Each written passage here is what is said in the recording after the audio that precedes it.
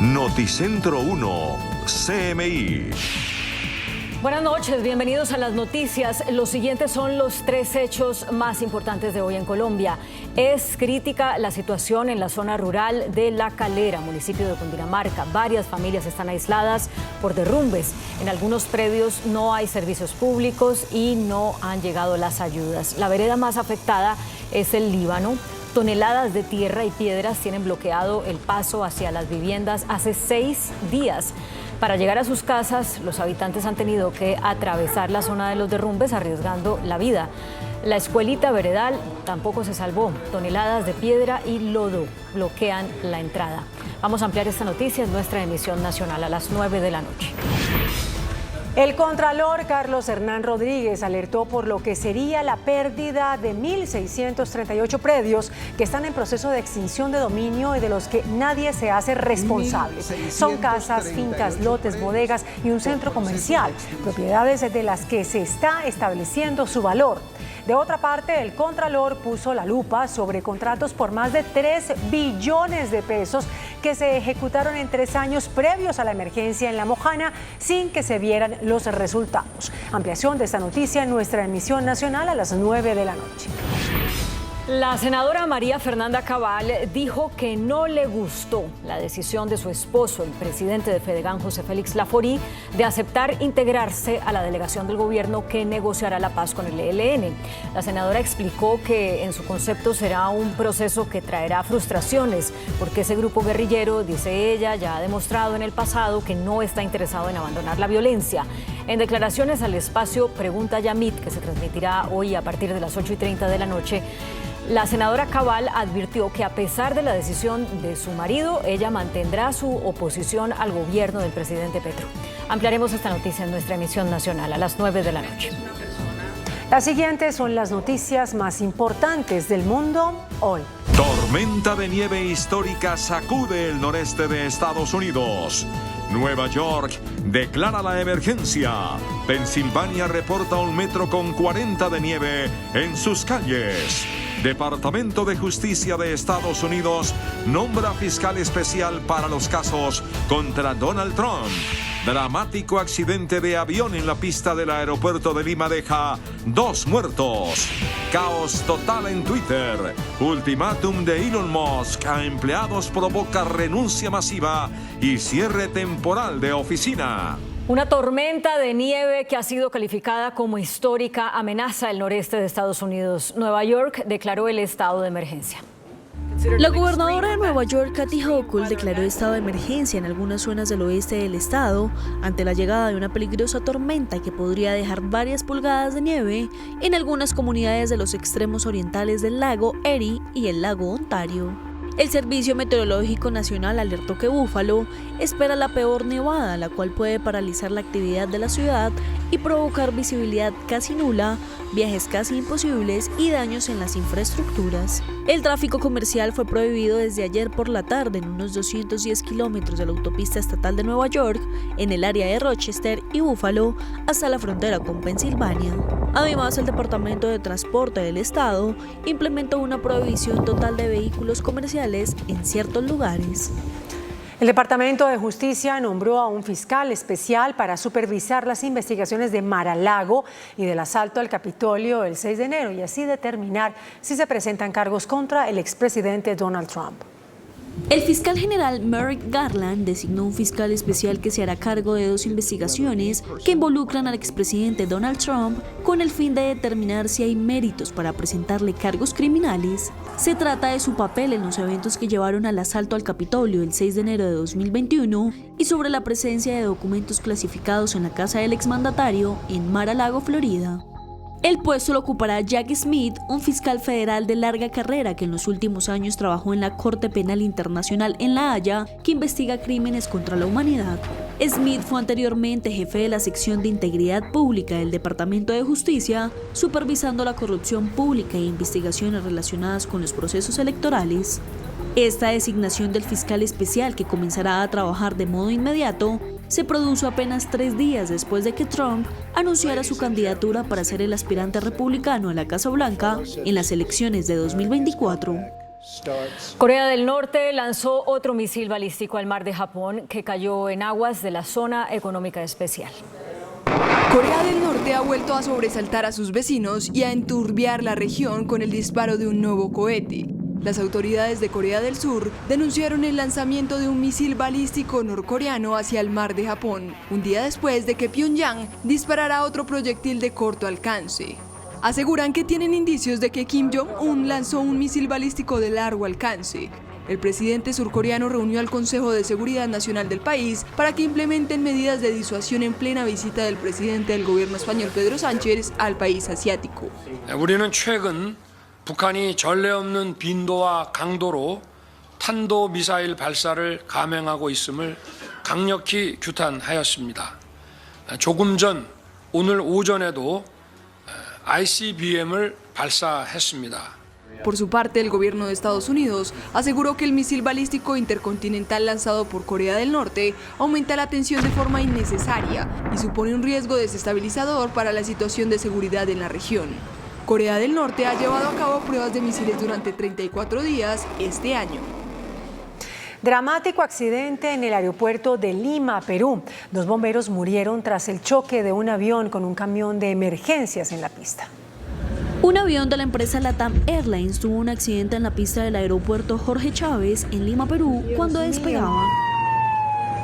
El avión que cubría la ruta Lima-Juliaca colisionó con un vehículo de bomberos en su carrera de despegue, ocasionando que parte del avión se incendiara y se generara una cortina de humo. ¡Conche su madre! El hecho costó la vida de 2 bomberos aeronáuticos y dejó a uno en estado grave. El brutal accidente es materia de investigación y al mismo tiempo, las autoridades están dando el apoyo respectivo a los pasajeros y sus familiares.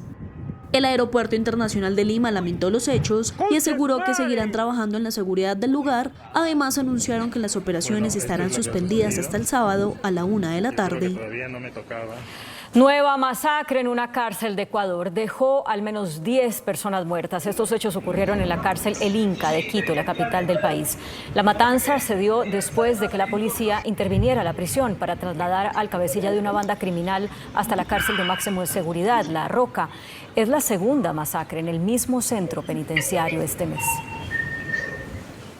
Más de 10 millones de ucranianos están sin luz tras ataques rusos.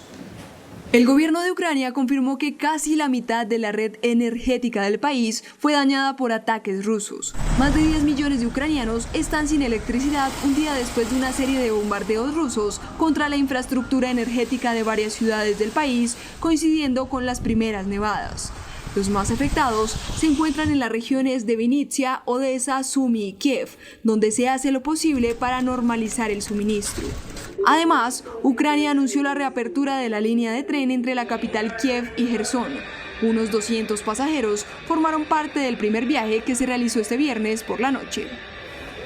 Suecia halló restos de explosivos en las líneas del gasoducto Nord Stream.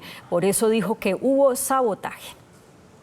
Luego de un mes de investigaciones, las autoridades suecas confirmaron el hallazgo de restos de explosivos en los gasoductos rusos Nord Stream 1 y 2, lo que confirma que a finales de septiembre sí se registró un acto de sabotaje grave en la infraestructura rusa.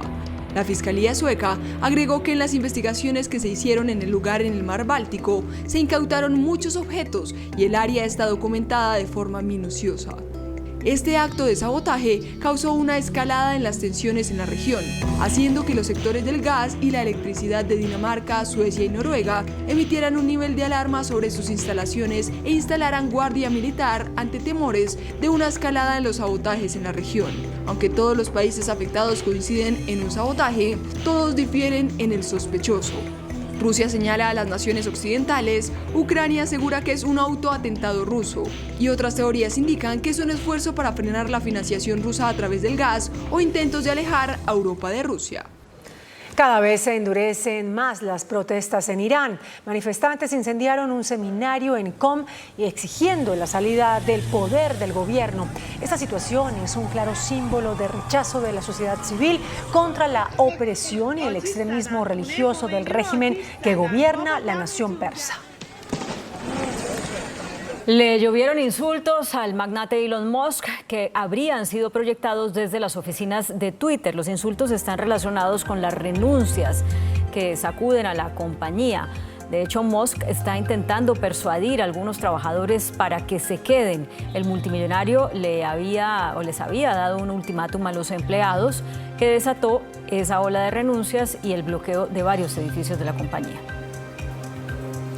Un grupo de activistas atacó una obra del icónico Andy Warhol en Milán. 4 personas vandalizaron con harina un carro BMW que había sido intervenido por el artista estadounidense Andy Warhol. La obra, que se expone en el Centro Artístico de Milán, al parecer sufrió algunos daños. Israel está aprovechando el ADN de antiguos cultivos para mejorar el suministro de alimentos. Científicos de Israel están creando un banco de genes a partir de las semillas de cultivos silvestres locales, algunos de los cuales han sobrevivido durante miles de años y podrían ayudar a los agricultores a hacer frente a un clima más duro en las próximas décadas. El botánico Alon Singer recogió semillas de varias plantas recientemente avistadas, entre ellas una variedad de menta acuática, que serán congeladas y almacenadas en el Banco Genético de Plantas de Israel. Singer está peinando el país junto a otros exploradores y recolectores en busca de variedad de trigo, cebada e innumerables otros cultivos silvestres para que su composición genética pueda guardarse y estudiarse antes de que se pierdan. La investigación ya ha dado sus frutos. Por ejemplo, el instituto ha diseñado una variedad de trigo con un ciclo de vida ultra corto, que podría ser una gracia salvadora en un clima más cálido con temporadas de crecimiento reducidas. La MX30. Creados en la Clínica Mayo del estado de Minnesota, en Estados Unidos, investigan terapias contra la adicción a los opioides. Científicos de la Clínica Mayo crearon modelos en miniatura de cerebros 3D a partir de células humanas para estudiar la adicción a los opioides y la respuesta al tratamiento. El equipo descubrió cambios en neuronas cerebrales específicas de personas diagnosticadas con trastornos por consumo de estas sustancias. Este nuevo estudio ayuda a clarificar un posible objetivo terapéutico y se suma al conocimiento de la vía de la adicción a los opioides. Las sobredosis de estos medicamentos son un problema creciente en todo el mundo. Según la Organización Mundial de la Salud, a nivel mundial, pueden atribuirse unas 500.000 muertes al consumo de drogas y de estas el 70% están relacionadas con los opioides. El siguiente paso importante de esta investigación consistirá en probar esas posibles terapias para el tratamiento de la adicción a los opioides mediante organoides generados a partir de personas sanas y de personas con adicción a estos medicamentos. Muy buenas noches. Una de las mayores ironías políticas en la historia de nuestro país acaba de ocurrir. El presidente Gustavo Petro designó como miembro de la comisión negociadora del gobierno con el ELN al doctor Félix Laforí, presidente de la Federación Nacional de Ganaderos FEDEGAN. La esposa del doctor Laforí es la senadora María Fernanda Cabal, quien ha sido no solo una de las mayores críticas de los procesos de paz, sino opositora radical al presidente de la República. Ella es miembro del Centro Democrático y está en comunicación con nosotros. Se encuentra en la Ciudad de México, donde la hemos localizado. Senadora querida, muy buenas noches. Gracias por aceptar esta invitación. ¿Qué piensa de la designación que el presidente ha hecho de su esposo? Bueno, primero fue sorpresiva. Yo me enteré ayer mismo cuando llegué al Congreso Nacional Ganadero en Barranquilla. Y segundo, es una decisión audaz. En política se toman decisiones. A veces se gana, a veces se pierde. Hay quienes dicen que es parte de la estrategia de Gustavo Petro para, de alguna forma, involucrar a quien ha sido considerado adversario en toda esta historia política de violencia en Colombia, o se ha considerado contradictor. Hay otros que creen que es una forma de legitimar este proceso con el ELN. Yo creo que es audaz, donde Petro gana y pierde. Gana porque está invitando a validar a un gremio que ha sido el más golpeado a lo largo de la historia de la violencia en Colombia, pero también le está quitando ese discurso que ha señalado, que ha rotulado durante tantos años la izquierda al ganadero, al agricultor de Colombia, al que su vida se gestó en la ruralidad, a quien señalaron de paramilitar a pesar de haber sufrido durante 50 años la violencia guerrillera. Por lo general, senadora querida, los maridos consultamos las grandes decisiones de la vida con sus esposas. ¿Eso ocurrió por parte del doctor Laforí con usted? Cuando yo llegué, lo noté sorprendido porque lo había llamado la secretaria privada del presidente Petro a decirle que Petro iba a anunciar que quería invitarlo a ser parte de la mesa negociadora. A ver, no es fácil, pero yo también analizo que esas son las licencias que se da a la izquierda. La izquierda es mucho más libre de tomar decisiones incluso en contravía de su propia militancia porque no le importa, porque no tiene límites morales a pesar de que cree que tiene superioridad moral. Entonces, gozan de esa capacidad de controversia mucho más que si fuera un gobierno conservador o de derecha. Uno está mucho más ajustado y es más coherente con el discurso. Cuando me lo consultó, me dijo, todo lo que yo haga te puede afectar. Claro que sí, me puede afectar para bien o para mal. La decisión de él como dirigente gremial es autónoma, pero cualquier cosa que haga produce un efecto. Yo no comparto su decisión, yo no creo en el proceso de paz con el ELN. Yo he sido crítica porque conozco y además es de los grupos que más curiosidad me han generado al conocer su origen y su historia. El gestarse dentro del ala marxista de la Iglesia Católica y el ser parte como otros grupos de América Latina que se forjaron precisamente con esa bandera de los sacerdotes jesuitas de la línea que eran los curas obreros que causaron tantos estragos y tanta barbarie a lo largo de esta historia continental, que todavía cree que pueden jugar con el Evangelio, que se basaron en la encíclica papal Populorum Progressio de la justicia y la paz para justificar su distorsión de la realidad, pues la verdad yo no le auguro ningún buen presagio. Fue una decisión de él. Quiero también decir que la consultó con el presidente Uribe. El presidente Uribe ha sido un hombre mucho más liberal en este sentido. Recuerde, Yamit, que él participó también en la amnistía del indulto del M-19. Eso le trajo críticas como cualquier decisión política, le trajo aplausos, le trajo lo que nos trae a todos nosotros tomar decisiones. Pero yo no comparto la decisión, no creo que sea bueno que él sea negociador. Si él quiere estar allí, su gremio lo respalda, debe ser como observador hasta el momento en que él considere que ya no podría seguir. Pero, mire, senadora, usted le dio su concepto, que obviamente pues nadie en Colombia esperaba que usted lo fuera a cambiar con el nombramiento de su esposo. Es su concepto. Pero ¿cuál es su consejo? No su concepto, sino el consejo suyo que usted le dio. Está bien esa diferenciación. Mi concepto es que no ha debido estar, no le veo futuro a la negociación. Tiene un costo político alto para él, para mí, para todos los que tenemos unas ideas que hemos defendido. Mi consejo podría ser recoger lo que le dijo el presidente Uribe. Es mejor estar que no estar. Es una coyuntura política compleja. Yo considero, ya a título personal, que es un gobierno socialista adverso, a mi juicio muy peligroso, porque construye realidades paralelas y siempre es contraevidente a los hechos. En economía son un desastre y será un desastre para Colombia.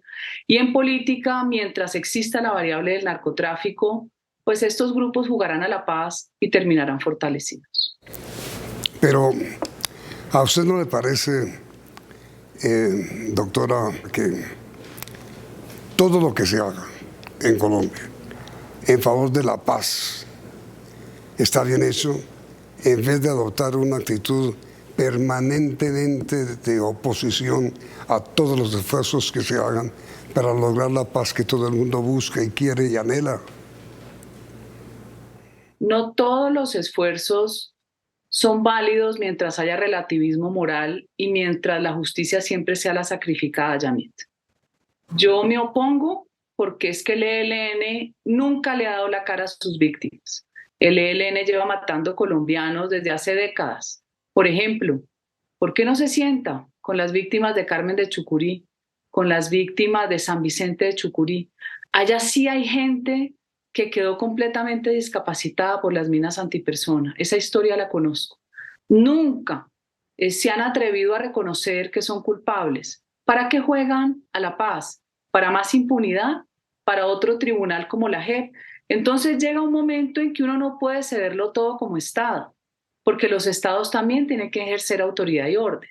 Entonces usted tiene una confrontación entre lo que es un ideal de país sin muertos, sin violencia, y lo que es la imposición de la ley y la autoridad, que es la única forma de sociedad viable, no la anarquía. Ojo que este gobierno viene de la anarquía. Cada vez que ellos intentaban imponer sus ideas frente a su adversario político, se lo hicieron a Duque permanentemente. Entonces, pensar que todo es válido, no, tiene un costo muy alto. El apaciguamiento ha tenido un costo muy alto a lo largo de la civilización humana. Mire la guerra de Ucrania. ¿Cuántos no le dijeron al presidente que se diera? Que lo que querían los rusos era un corredor sobre Crimea, y no se dieron. Y se han podido defender, Yamil, porque mantuvieron su ejército sólido, no desarmaron sus fuerzas militares. Entonces, Colombia siempre cediendo. ¿Por qué siempre hay una banderita blanca cuando estamos a punto de derrotar a los delincuentes? Yo soy mucho más proclive a la autoridad, al orden, al sometimiento, y después sí, si usted quiere, hay una mano extendida. Pero entonces, con todo respeto, ¿usted no considera válido todo lo que su esposo pueda hacer para negociar la paz con el ELN? ¿No es válido? Es que no sé si el término o la calificación sea validez.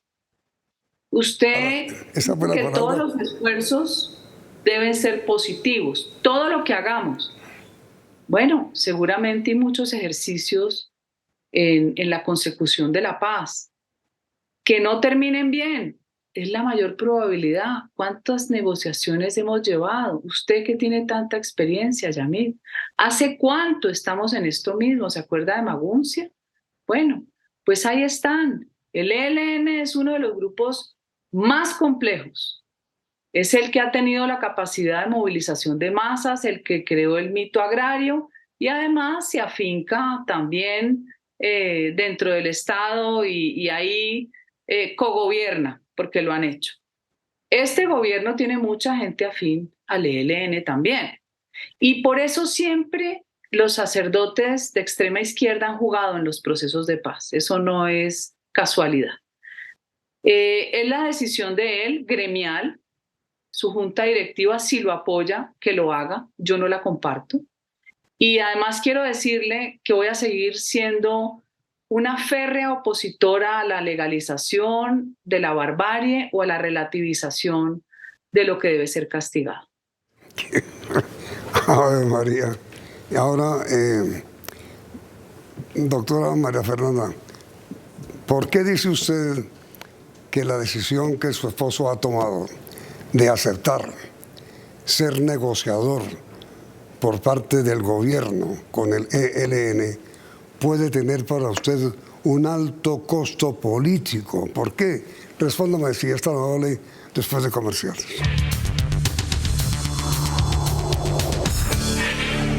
¿Por qué cree usted, doctora María Fernanda, que el hecho de que su esposo haya sido designado como negociador de la paz con el ELN tenga para usted un alto costo político? ¿Por qué? A ver, se tiene un efecto, como lo expliqué al principio, que puede ser positivo o negativo, depende de la lectura de quien está recibiendo el mensaje.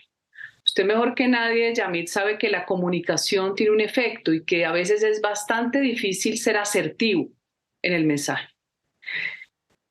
Nosotros tenemos hoy una sociedad muy polarizada y tenemos una militancia propia que comparte nuestros ideales, que no son ningún extremo, son simplemente coherencia, que ahora los progres han decidido llamar extrema derecha.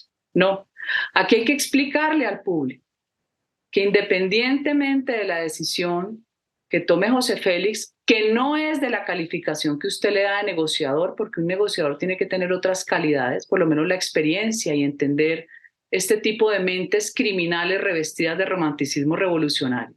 Él sí va a ir, como se lo dije, ojalá vaya de observador, no de negociador.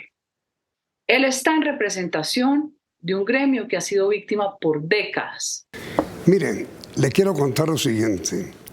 La Conferencia Episcopal Colombiana, en una reunión hoy, dijo que la propuesta del presidente Petro al doctor Félix Laforí es positiva, es audaz, es inteligente y respaldó totalmente la designación de su esposo como negociador o conciliador con el ELN.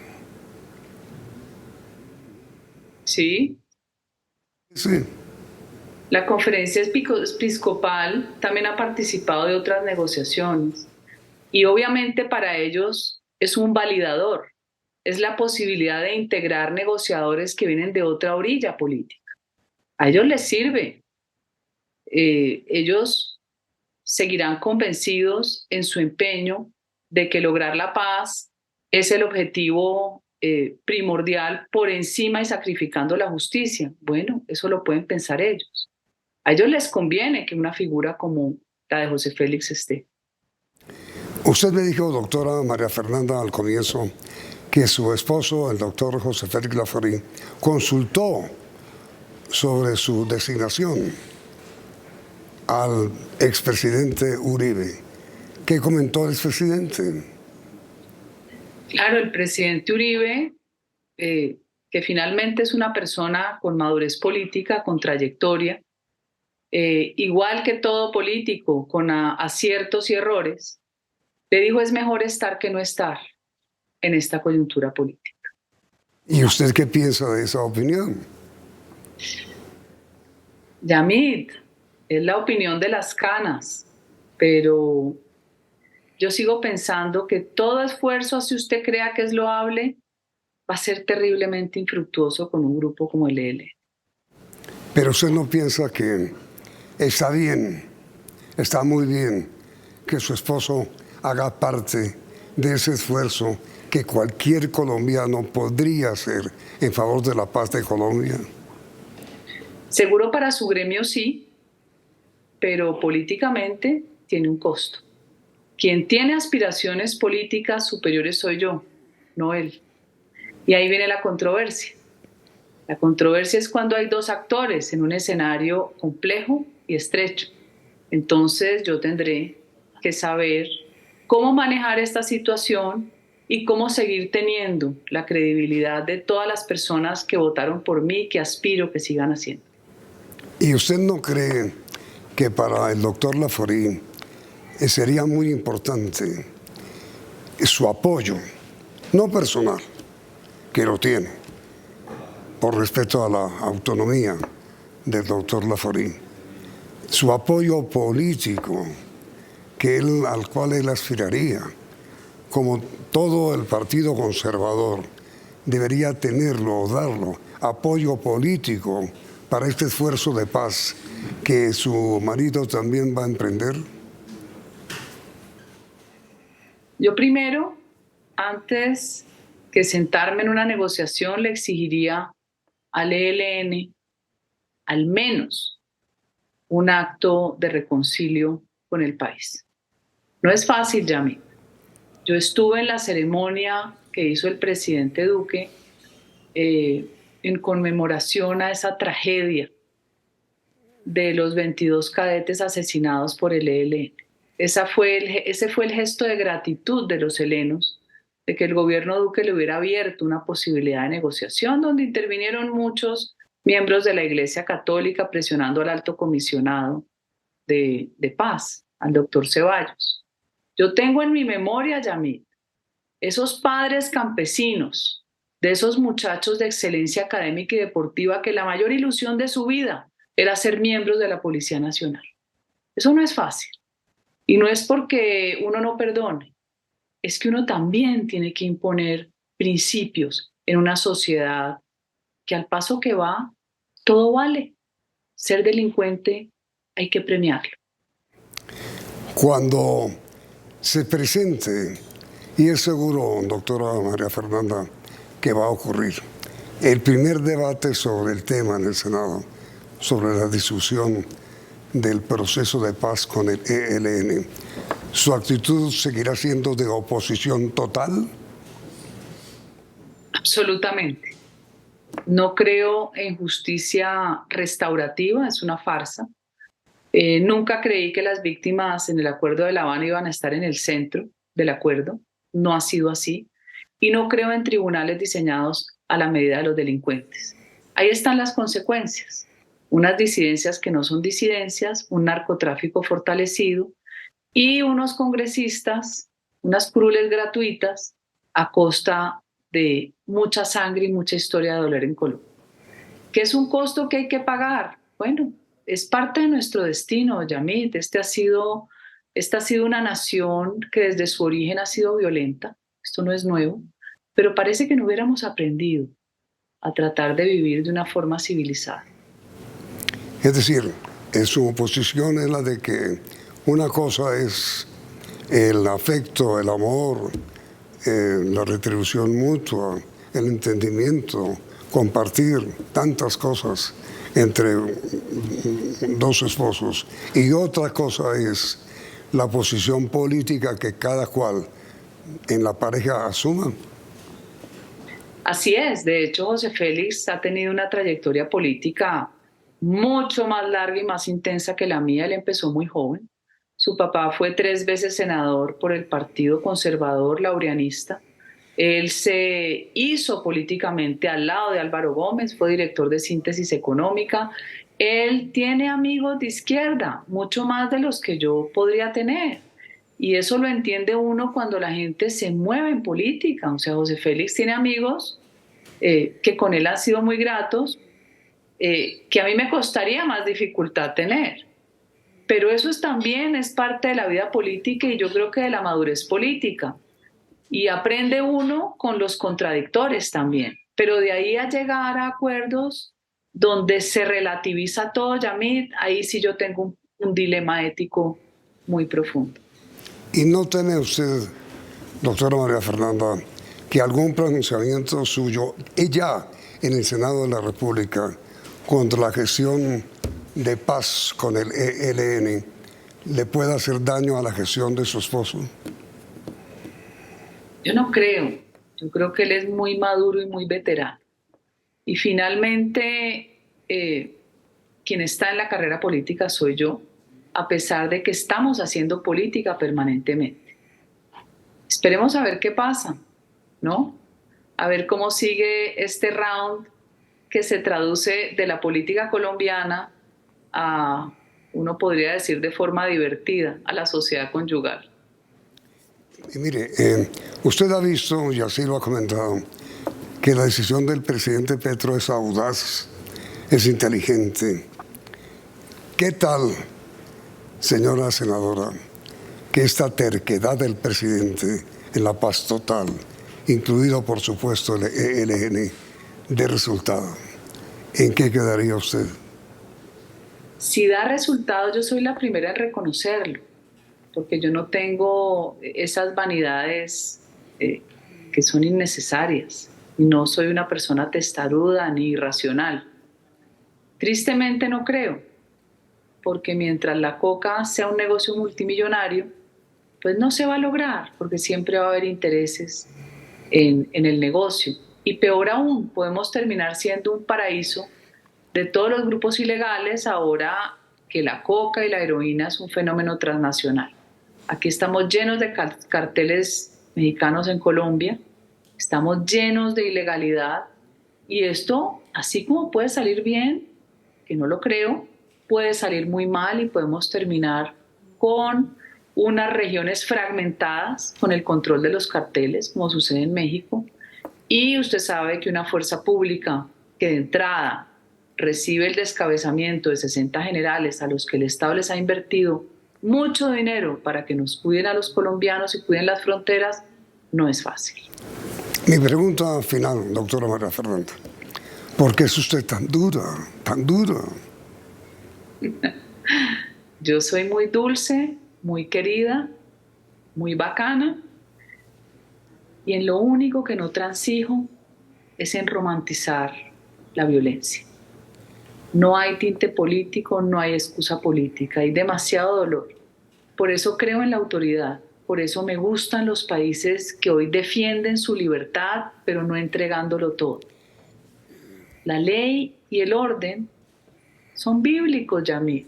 Se lo digo no por religiosidad, porque no hay sociedad que se construya en desorden. Nosotros tenemos que empezar a entender que es el imperio de la ley, es el respeto a la autoridad y no negociándolo todo. En esa conferencia a la que usted asiste, en donde está hoy en México, también concurre el ex líder de Polonia, Lech Wałęsa. ¿Por qué no se aproxima a él y que él, que construyó la paz en su nación, la convenza de que también usted apoye la paz en lo nuestro? Yamil, es la segunda vez que me encuentro con Wałęsa. Ya habíamos estado compartiendo en Miami. Pues me alegra finalmente verla sonriente, doctora María Fernanda, y que ojalá la conducta suya tan dura, tan férrea, tan hostil con esta negociación. No soy hostil, Yamil. Hostil contra las negociaciones de paz. Bueno, hostil contra asesinos, pero con la gente buena hay que quererla. Ojalá alivie un poco usted su posición tan agria contra el proceso de paz. Ha sido usted muy amable, doctora María Fernanda. Gracias, Yamil. Un gran abrazo y muchas gracias. Y a ustedes televidentes, gracias también por la sintonía y los invitamos a que continúen aquí en Noticentro 1 CM. Noticentro 1 CMI. Zona rural de La Calera en Bogotá destruida y aislada por derrumbes. Centenares de hogares atacados por el lodo están sin energía y sin gas. Dramático clamor por ayuda. Crecen emergencias por fuerte invierno en todo el país. Contralor General denuncia caos en la administración de bienes incautados a narcotraficantes.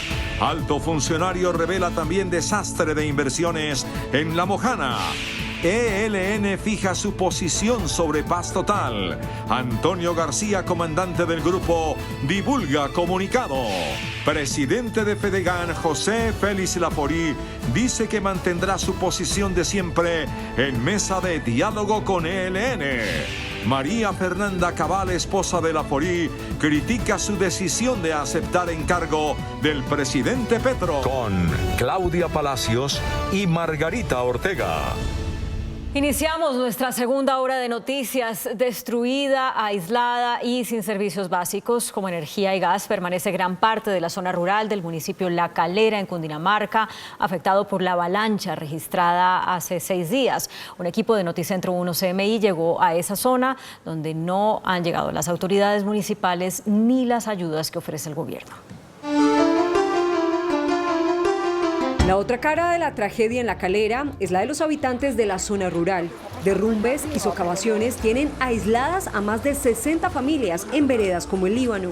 Sigue lloviendo, no hemos tenido el apoyo que necesitamos de parte de la administración municipal. En esta casa, ubicada en la parte alta, la montaña arrasó con ventanas y muros. La sala y el comedor están inundadas por el barro. La gente está pasando todas las necesidades, sin agua, sin luz, sin gas. Pasaron 6 días antes de que restablecieran el servicio de luz. Para llegar a sus casas, los habitantes han tenido que atravesar los derrumbes, arriesgando la vida. Desde el domingo, algunos predios están sin energía, internet ni gas. La comida se ha preparado a la luz de las velas. Nosotros necesitamos esas ayudas acá en la vereda. Como ustedes han podido evidenciar, no tenemos cómo salir y ir al pueblo que está a 7 kilómetros.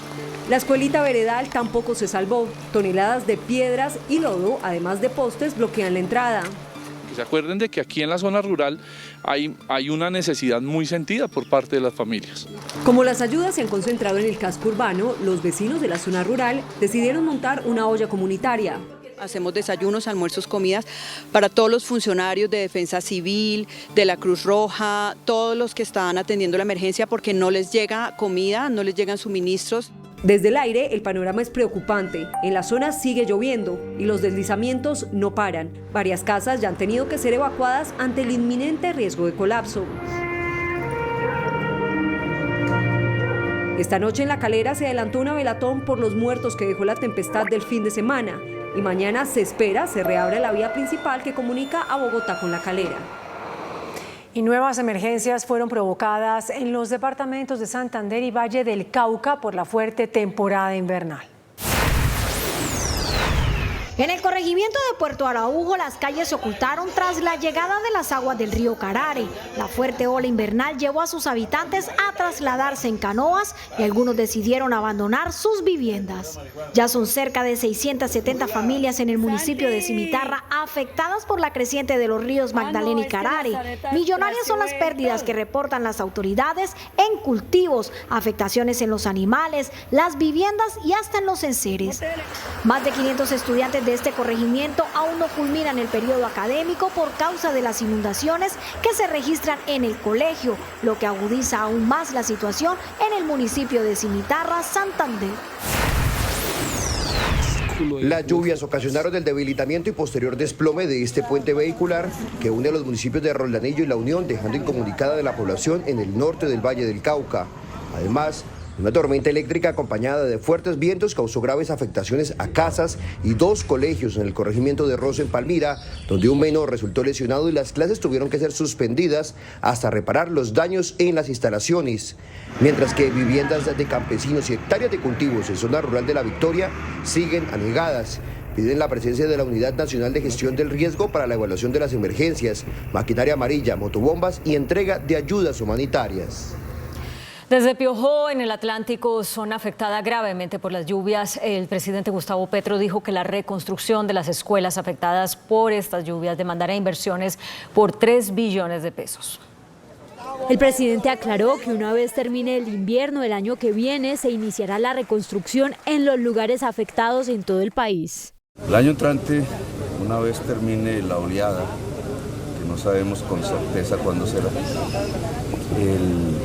entramos a la reconstrucción, solo reconstruir las escuelas, los puntos de educación que han sido afectados en todo el país, vale 3 billones de pesos, solo ese aspecto, sin contabilizar que seguramente tendrá que sostenerse el programa de hambre.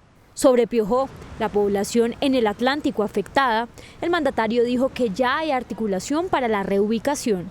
Las causas del desastre, aunque falta una investigación mayor, tienen que ver con una obra pública dejada hace mucho tiempo y fundamentalmente por una minería ilegal que ha venido construyendo socavones y en estos tiempos de invierno en un terreno que es deslizable porque son lajas sueltas. Petro recordó que el gobierno nacional logró reunir la suma de 2.1 billones de pesos del presupuesto nacional de este año para ejecutarlo en reubicaciones y necesidades del invierno en el país hasta el 31 de diciembre. El Contralor General Carlos Hernán Rodríguez advirtió hoy sobre posibles irregularidades en el manejo de los predios que están en extinción de dominio y que nadie sabe quién los administra. El Contralor Carlos Hernán Rodríguez Alertó por lo que sería la pérdida de más de 1.600 predios que están en proceso de extinción de dominio y de los que nadie se hace responsable. Son casas, fincas, lotes, bodegas y hasta un centro comercial, propiedades de las que se está estableciendo su valor catastral. Se considera el hecho de suma gravedad por tratarse de bienes públicos. Que la Contraloría General de la República encontró en un primer inicio 1.638 predios con procesos de extinción de dominio anteriores a 2014 que no administra la SAE ni los administra absolutamente nadie. El ente de control revisó la situación de unos 25.000 predios y a la fecha concluyó el análisis de unos 9.000. El organismo de control entregará a la Fiscalía y a la Sociedad de Activos Especiales la base de datos de estos predios que se consideran perdidos para que se coordinen, se busquen y se recuperen. De otra parte, el Contralor puso la lupa sobre contratos por más de 3 billones de pesos que se ejecutaron en 3 años previo a la emergencia de La Mojana sin que se vieran los resultados. Y los recursos que han sido invertidos en La Mojana, lo que nosotros hemos determinado y hemos dicho, eso prácticamente se ha convertido en un agujero negro, en una cantidad de recursos que se han venido invirtiendo allí, pero en los cuales hemos detectado una serie de presuntas irregularidades. Se detectó que 1.7 billones de pesos fueron invertidos solo en 245 contratos con valores promedios superiores a los 950 millones de pesos. Entre el año 2018 y 2020 se han invertido 3.3 billones de pesos y no se ven los resultados por ninguna parte. Aquí no solamente se trata de evidenciar si los recursos fueron ejecutados en debida forma, sino de poder mirar cuáles han sido de manera efectiva los resultados. Otro aspecto revelado por la Contraloría es la concentración de firmas constructoras en los 3.3 billones de pesos contratados. A través de un video publicado en las redes, el primer comandante del ELN, Antonio García, expuso la posición de esa guerrilla sobre el diálogo que se viene a partir de los próximos días. Según García, ningún gobierno hasta ahora ha sido claro sobre qué es la paz y qué quiere con ella. Para Antonio García, cada gobierno, indiferentemente de su tendencia política, improvisa frente a la paz y por eso pide que esta sea una política más allá del Estado. Hemos encontrado que hay improvisación de cada gobierno. O sea, cada gobierno se propone una estrategia, se propone unos objetivos, pero no ha quedado claro qué entiende cada gobierno por la paz. Si es el sometimiento, si es una apertura democrática, si son transformaciones en la sociedad colombiana. O sea, no hay un ideario de parte del establecimiento que establezca qué es lo que se busca cuando se habla de paz. Si es simplemente que deje de existir las organizaciones insurgentes, que no haya acción militar o en el fondo del conflicto armado hay razones de orden político, social, económico, cultural. Entonces, hasta tanto el Estado no construya una política coherente, clara, que se identifique con los idearios de una sociedad, va a ser muy complicado, porque no se trata de una bandera o de una estrategia de un partido político que la propone cada vez que hay unas elecciones, sino en el fondo de la sociedad colombiana que ha originado el conflicto armado. García manifiesta que es indispensable la participación internacional para que los acuerdos sean cumplidos. Un Estado serio busca que el mínimo acuerdo que establece con otro gobierno sea respetado. Entonces, en este caso, al estar Noruega, Cuba, Venezuela, Brasil, al gobierno colombiano no respetar ese acuerdo con dichos gobiernos, pues todos los gobiernos quedan cuestionados. Somos un movimiento insurgente, somos un movimiento armado y por lo tanto hacemos parte de la realidad. Nadie puede decir de que el ELN no existe. El ELN existe en la realidad. El hecho de que algunas personas piensen que la realidad debe ser distinta, están en su derecho, pero la realidad es que el ELN existe como parte de unas contradicciones de una sociedad. Entonces respetamos las opiniones, deben respetarnos las nuestras y tenemos que buscar soluciones. Entonces proponemos, si no se quiere que se ataquen instalaciones militares, pues nosotros también podemos proponer que instalaciones nuestras no se ataquen. El próximo lunes arrancarán en Caracas los diálogos con el ELN. El presidente de Fedegan, José Félix Laforí, dijo hoy que el gobierno tiene clara cuál ha sido su posición durante 40 años y señaló que así se mantendrá en la mesa con el ELN. José Félix Laforí dijo hoy que los aplausos que en la víspera recibió el presidente Petro cuando lo anunció como integrante de la mesa de negociaciones con el ELN lo obligaron a aceptar la designación. Uno no se compromete un día y al día siguiente uno sale con la cola entre las piernas. Además por una razón, mire, yo soy un colombiano que llevo 40 años opinando. Yo llevo décadas, todas las semanas escribiendo. Es decir, yo no soy una papeleta en blanco. Si el gobierno a mí me invita a sabiendo de lo que yo pienso. En consecuencia, el gobierno tiene en mí una participación, si se quiere, absolutamente conocida. Planteó diferencias, no en su pensamiento sobre el conflicto armado en Colombia, sino entre lo que fue la propuesta de paz de Gustavo Petro y la de Juan Manuel Santos. Santos nos engañó. Yo voté por Santos. Y Santos abrió un proceso en el que el único sector que estaba en la mesa de negociaciones era el sector rural. Laforí agregó finalmente que espera que el gobierno le indique el rol que va a cumplir para corresponder a la invitación. La senadora María Fernanda Cabal dijo esta noche que no está de acuerdo con la decisión de su esposo, el presidente de Fedegan, José Félix Laforí, de aceptar conformar la Comisión Negociadora de Paz con el ELN, porque considera que este proceso será, según sus palabras, terriblemente infructuoso. La senadora María Fernanda Cabal se encuentra esta noche en Ciudad de México, desde donde conversó con Yamid Amat en el espacio Pregunta Yamid sobre la designación de su esposo como negociador del gobierno en la mesa con el ELN. La congresista, radical opositora del presidente Gustavo Petro, admitió que es una decisión audaz, porque según ella, el mandatario busca el aval de un gremio que durante toda su carrera política lo ha definido como paramilitar, y reveló que el señor Laforí le consultó, admitiendo que esa decisión podría afectar su carrera política. Me lo consultó, me dijo, todo lo que yo haga te puede afectar. Claro que sí, me puede afectar para bien o para mal. La decisión de él como dirigente gremial es autónoma, pero cualquier cosa que haga produce un efecto. La senadora Cabal confesó que le dijo a su esposo que no debe ir como negociador. Si va a ir, como se lo dije, ojalá vaya de observador, no de negociador. Él está en representación de un gremio que ha sido víctima por décadas.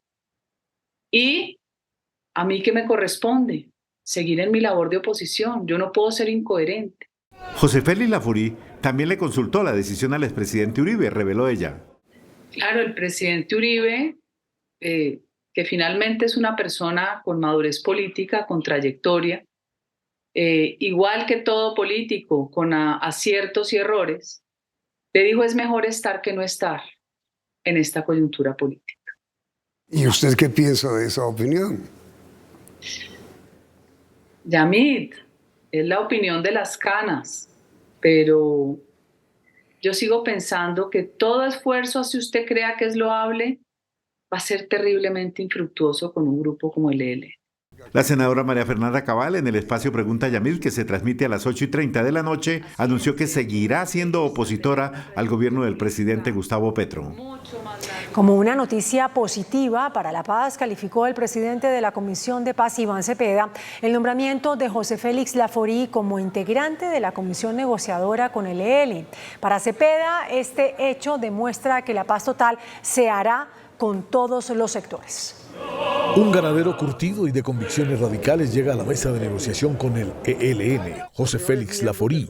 Yo creo que es una noticia positiva para el país, que muestra que es posible construir la paz entre todos los sectores de la sociedad colombiana con el Ejército de Liberación Nacional. Y creo que eso era lo que se estaba buscando, contrario a lo que decían muchos, o algunos que esta iba a ser una delegación simplemente de un gobierno. Aquí vemos que es una delegación que va a representar a muchos sectores diversos de la sociedad colombiana. Una paz con todos los sectores y una paz que busca trascender los gobiernos en el tiempo. Y aspira a construir un acuerdo de paz, no solamente de un gobierno, sino del Estado y del establecimiento colombiano con el Ejército de Liberación Nacional. El próximo lunes en Caracas se iniciará una nueva negociación con el ELN que espera poner fin a la era armada en Colombia. La designación que hizo el presidente Gustavo Petro de José Félix Laforí como miembro de la comisión negociadora del gobierno con el ELN desató varias reacciones, entre ellas las del episcopado colombiano, que la calificaron como positiva y audaz, tanto de quien nombró como de quien aceptó. En el episcopado colombiano consideran que la designación del presidente de Fedegan, José Félix Laforí, como integrante de la comisión del gobierno que va a negociar la paz con el ELN, es un gesto positivo de parte del presidente Gustavo Petro que demuestra su voluntad de la paz total y la reconciliación plena de los colombianos. Nosotros en ese contexto vemos que es muy importante los pasos que se han dado en la conformación de la mesa del gobierno y vemos que la aceptación del señor Laforí de hacer parte de la mesa va indudablemente a hacer un aporte de gran valor para lo que será la negociación. Yo veo con muy buenos ojos ese acierto del señor presidente en orden a invitar al señor Laforí y a muchos otros a que se sienten en una mesa de iguales, mirándose a los ojos en un momento de verdad, pero que una vez se sienten no se levanten. Sí, consideramos que es un signo positivo, creemos que ayuda pues a que este caminar junto en Colombia nos permita avanzar también en el proyecto común de país. Para una confrontación ya no de balas, sino una confrontación de pensamientos y una confrontación que no busca ver al otro como el contradictor al que hay que eliminar, sino como el contradictor con el que hay que dialogar para reconstruir la paz. El episcopado anunció hoy que la semana entrante realizará en Bogotá el 9º Congreso Nacional de Reconciliación, que respaldará los diálogos que entonces se estarán realizando en Caracas entre el gobierno y el ELN. Un juez de Melgar, Tolima, condenó a 45 años de cárcel a Gabriel González, el hombre señalado de asesinar a su hijo de 5 años, Gabriel Esteban, en hechos ocurridos el 4 de octubre. La sentencia se conoce luego de que el hombre aceptara su responsabilidad en el delito de homicidio agravado, cargo imputado por la Fiscalía. En el fallo, el juez estableció que la pena será de 45 años de cárcel. Si bien Gabriel Enrique González Cubillo se allanó a los cargos endilgados de manera unilateral desde la audiencia de formulación de imputación, no es grave el reconocimiento de rebaja de pena alguna. El niño de 5 años fue asfixiado en el Hotel El Rey en Melgar como una supuesta venganza en contra de la expareja del hombre. Pese a aceptar cargos, el hombre no tiene derecho a una reducción de la condena, dado que en el sistema penal no contempla tal beneficio cuando la víctima del homicidio es un menor de edad.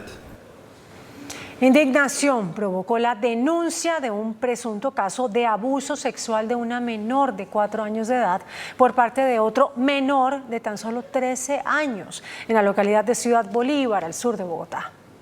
Conmoción en Ciudad Bolívar. A este CAI de Arborizadora Alta llegó una alarmante denuncia que daba cuenta de un presunto abuso sexual de un menor de 13 años a una niña de 4, al parecer su prima. Un caso que tiene que ver con un tema sexual. En este momento todo el acompañamiento de la Policía Nacional, de nuestro grupo de infancia y adolescencia y obviamente el liderazgo de bienestar familiar, nuestro Instituto Colombiano de Bienestar Familiar, adelantando todo lo necesario para el establecimiento de derechos. Según el relato, el niño aprovechó que estuvo a solas con la pequeña para accederla carnalmente en frente de otras menores.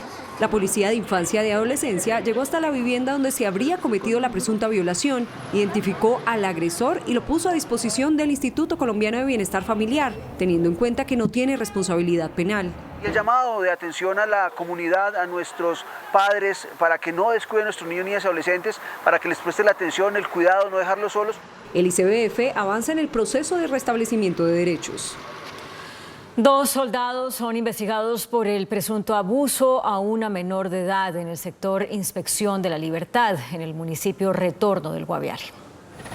La investigación del ejército tiene en carpeta el nombre de 2 soldados que, según un comunicado de la 22ª Brigada de Selva, en un acto de desobediencia e indisciplina, abandonaron su base de patrulla móvil e ingresaron a una vivienda sobre el sector Inspección de la Libertad, en el municipio del Retorno Guaviare, donde presuntamente cometieron actos indebidos a una menor de edad. Tras la denuncia, el ejército aseguró que ya inició el acompañamiento a la menor y a su familia con el fin de presentar la denuncia ante la Fiscalía General de la Nación, seccional Guaviare. En un segundo comunicado, el ejército asegura que los presuntos delitos que se investigan son injuria por vías de hecho y violación a habitación ajena. La investigación contra los dos uniformados ya está en la justicia penal militar. La ministra de Salud, Carolina Corcho, lanzó un angustioso llamado de alerta por la muerte este año de 54 niños por desnutrición en La Guajira. Al intervenir en un foro internacional sobre salud, la ministra Carolina Corcho lanzó un preocupante SOS por la alta mortalidad que se viene presentando de niños menores de 5 años por desnutrición en el departamento de La Guajira. Estamos permanentemente pendientes de La Guajira porque tenemos 54 casos documentados, algunos en proceso de confirmación porque las confirmaciones ameritan unos estudios de tipo epidemiológico de niños menores de 5 años con mortalidad por desnutrición, la mayoría menores de 1 año. La ministra informó también que se han desplegado brigadas con el apoyo de la Organización Panamericana de la Salud hasta La Guajira para atender la dramática situación de desnutrición infantil. Eso implicaba el despliegue de equipos del Ministerio de Salud, de la Organización Panamericana de la Salud para hacer la búsqueda de estos niños, porque esto es una situación inaceptable para cualquier estado. Durante el foro donde se discutió el nuevo modelo de atención preventiva y predictiva, la ministra de Salud dijo que La Guajira está en orden de prioridades en materia alimentaria y de salud. Luego de una extensa reunión con rectores de universidades privadas, el Ministerio de Educación anunció que las tarifas de las matrículas en estos establecimientos para el año entrante no podrán superar 12,2%. El ministro de Educación, Alejandro Gaviria, y el gremio de las universidades privadas anunciaron hoy un acuerdo para evitar que las matrículas de las carreras en estos establecimientos de educación privada suban más allá del 12,2%. Los aumentos de las matrículas para el año 2023 no puedan superar el índice de precios al consumidor. ¿Cuál? El que dice la ley. El que dice la ley es el IPC observado el 31 de octubre. Después de llegar a este acuerdo, el ministro advirtió a las universidades que el ajuste máximo es de obligatorio cumplimiento. Si se presenta alguna excepción a alguna universidad que no cumple el acuerdo, pues nosotros haremos lo que manda la ley. Aquí está el subdirector de Inspección, Vigilancia y Control. La carga de la prueba está en las universidades y tendrán que explicar por qué están aumentando por encima del IPC. El vocero de la Asociación Colombiana de Universidades Privadas, ASCUN, dijo que este acuerdo busca evitar la deserción de las universidades. Tendrán más oportunidades de poder entrar a las universidades los estudiantes y de mantenerse los que están hoy ya vinculados a las instituciones. A su turno, el presidente del ICETEX anunció que a partir del año entrante la tasa efectiva de los créditos educativos será de 0%. Lo importante es que hoy va a permitir que se alivianen los créditos. Esto es histórico, esto nunca había pasado en la historia del ICETEX, y lo más importante es que esto no va a impactar en el crecimiento de las matrículas. El acuerdo para evitar aumentos superiores al 12% en las matrículas universitarias tuvo el respaldo de 120 rectores. El alcalde de Medellín, Daniel Quintero, dijo que el proyecto de Hidroituango debe ser monitoreado permanentemente debido a su inestabilidad y aseguró que no se cumplirá con la fecha límite para el encendido del 30 de noviembre por la evacuación que se debe hacer de las comunidades. El alcalde de Medellín, Daniel Quintero, coincidió con la declaración de Javier Pava, director de la Unidad Nacional de Gestión del Riesgo, quien afirmó que Hidroituango nunca será un proyecto estable. Pero siempre la vamos a tener que tener monitoreada. Es decir, tenemos 3.000 sensores que siempre habrá que tener monitoreados. Es una represa que siempre va a haber que hacerle mucho mantenimiento, que va a haber que estar atendiendo toda la vida. A 12 días de la fecha máxima que tiene el proyecto para encender las turbinas, el mandatario hizo una afirmación sobre un eventual incumplimiento. Es probable, es casi seguro que esa evacuación no ocurra antes del 30 de noviembre. Si esa evacuación no ocurre antes del 30 de noviembre, entonces entraríamos en una disputa legal para determinar si nos deberían o no cobrar la multa. En las últimas horas se conoció esta carta enviada por 25 congresistas al presidente Gustavo Petro, en la que le piden que intermedie ante la CREC para que no se cobre la multa si las turbinas no son encendidas antes del 30 de noviembre. Hay consternación en el puerto de Buenaventura por el asesinato de un líder social en la zona rural del distrito. Personas armadas llegaron hasta el Bajo Calima, zona rural de Buenaventura, y ahí asesinaron a Mario Óscar Solarte, presidente de la subdirectiva de la Asociación de Trabajadores Campesinos y quien lideraba iniciativas para la erradicación de cultivos ilícitos. El presidente Gustavo Petro defendió la reforma política y la eliminación en el proyecto de las facultades a la Procuraduría para sancionar funcionarios elegidos por voto popular. A través de Twitter, el presidente Gustavo Petro hizo la defensa del proyecto que está listo para tercer debate en la Cámara. Ningún ciudadano o ciudadana puede ser menoscabado en sus derechos políticos por autoridad que no sea juez de la República. Los derechos políticos son elegir y ser elegido y participar en el Estado en pie de igualdad a los demás. Cabe recordar que este proyecto reforma la Constitución, por lo que debe surtir 8 debates para ser ley. La Corte Constitucional realizó una audiencia pública sobre las aplicaciones que se ofrecen de manera gratuita y que no consumen datos en los planes de telefonía celular. La Corte invitó a diversos actores para analizar si aplicaciones como Facebook o WhatsApp, que no consumen datos en algunos planes de telefonía celular, afectan o no el principio de neutralidad en la red o la libertad de elección de los usuarios. Que si están tan interesados en promover el acceso libre al Internet, ¿por qué no entonces ofrecemos planes para defensores de derechos humanos? Que los defensores de derechos humanos puedan elegir qué aplicaciones les son útiles para su trabajo. La Procuraduría y el Ministerio de las TIC consideran que las aplicaciones ofrecidas por los planes de datos no imponen el bloqueo de otros contenidos u aplicaciones. No vemos cómo se pueda presentar una violación a la libertad de expresión o a la libertad de elección, ni a los datos personales, como lo señalaba el representante de la Procuraduría. Aquí no hemos visto que esto se esté presentando porque el usuario es el que tiene el poder de elegir. Fue designado un fiscal especial para supervisar 2 investigaciones contra Donald Trump. Declararon la emergencia en el oeste de Nueva York por una tormenta de nieve y un avión chocó con un carro de bomberos en el momento del despegue en Perú. Noticias del Mundo en Noticentro 1 CMI. El secretario de Justicia, Merrick Garland, designó a Jack Smith como fiscal especial para que supervise la investigación de Mar-a-Lago y aspectos de la investigación del 6 de enero de 2021. Ambas pesquisas son relativas a la conducta de Donald Trump, quien el martes anunció su candidatura presidencial de 2024, lo que lo convierte en un potencial rival del presidente Joe Biden. De acuerdo con el Servicio Meteorológico Nacional, gran parte del territorio de Estados Unidos estará afectado por temperaturas muy bajas y algunas áreas podrían quedar paralizadas por la nieve. Imágenes y escenas de terror se vivieron en el Aeropuerto Internacional Jorge Chávez de la ciudad de Lima, en Perú. Cámaras de seguridad captaron el momento en el que un avión de la aerolínea LATAM se prende en llamas al despegar. Un camión se atravesó en la pista cuando la aeronave estaba andando a altas velocidades. Al chocarse con el vehículo, se rompen las llantas traseras del tren de aterrizaje, por lo que el avión queda deslizándose y se prende en fuego. Hasta el momento hay reporte de 2 bomberos fallecidos. La oferta pública de adquisición para la compra de las acciones de Nutresa no alcanzó el objetivo propuesto por el Fondo Árabe y se declaró desierta. Este viernes terminó la oferta pública de adquisición para la venta de acciones de Nutresa propuesta por IHC Capital Holding. El Fondo Árabe, socio de los Gilinski, ofrecieron $15 por acción, que a la tasa representativa del mercado de hoy representan alrededor de 75.000 pesos.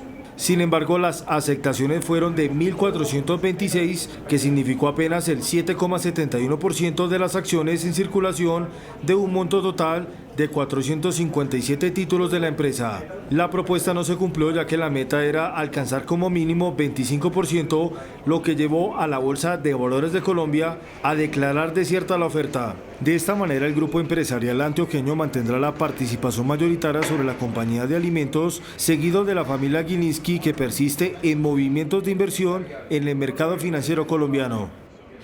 El presidente de Ecopetrol, Felipe Bayón, reveló un aumento del potencial de reservas de gas natural por el hallazgo de proyectos costa afuera.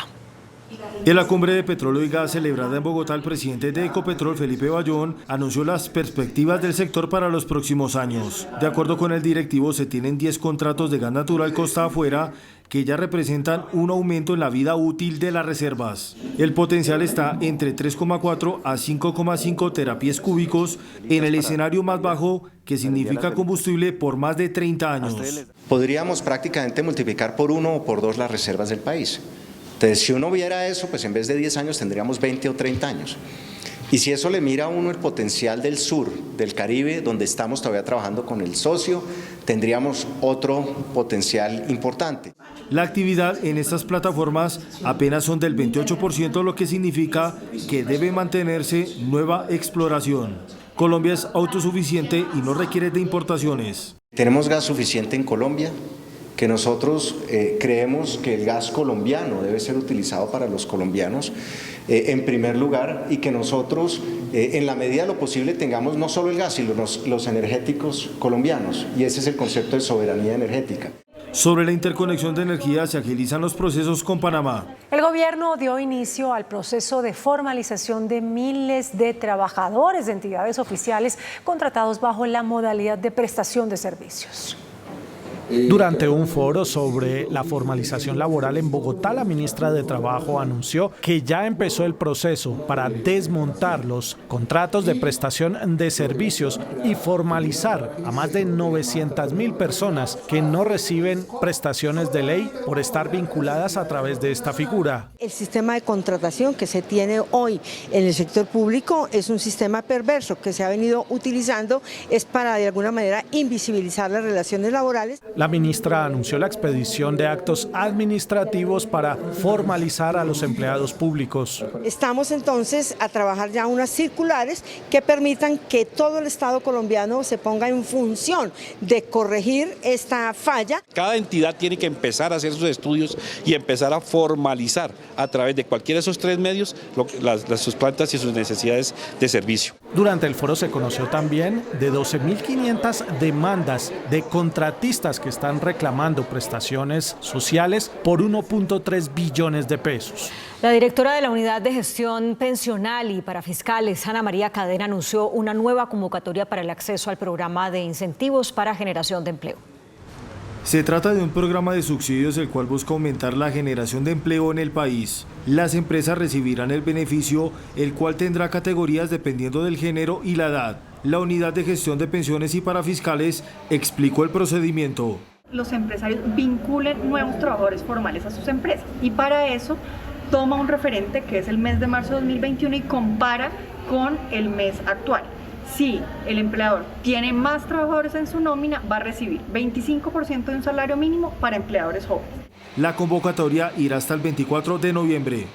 Deben ir y dirigirse a sus entidades financieras, están obligadas a tener una cuenta en alguna entidad financiera, y a través de ellas hay un formulario estandarizado que deben diligenciar, y así la UGPP se encargará de procesar toda la información para saber si cumplen o no los requisitos. Con el programa se han beneficiado cerca de 700.000 puestos de trabajo. El índice de capitalización de la bolsa, que mide el comportamiento de las 20 principales acciones, cerró a la baja.